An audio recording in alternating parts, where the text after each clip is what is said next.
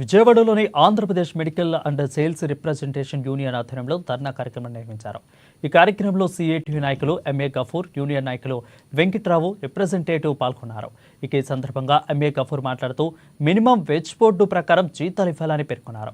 గత ప్రభుత్వం కార్మిక శాఖను నిర్వీర్యం చేసిందని, కూటమి ప్రభుత్వం దృష్టి సారించి న్యాయం చేయాలని కోరారు.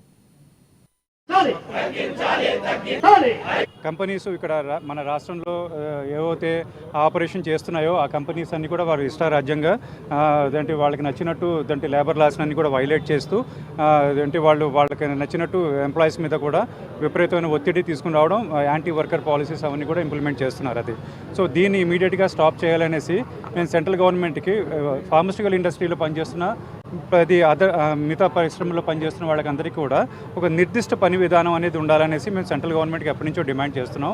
దాని మీద ట్రైపార్టియేట్ కమిటీ కూడా ఫామ్ చేశారు. అది బట్ 2017 నుంచి కూడా ఇప్పటి వరకు కూడా కమిటీని పిలవలేదు. సిరీస్ ఆఫ్ రిప్రజెంటేషన్ చేసినా కూడా గవర్నమెంట్ దాన్ని పిలవట్లేదు. ఎవరు స్కిల్లో తెలియదు, ఎవరు అన్స్కిల్లో తెలియదు, ఏ వేతనాలు లేవు, దయాదాక్షిణ్యం యజమానులు ఎంత ఇస్తే అంత చేసుకొని పని చేయాల్సినటువంటి పరిస్థితి.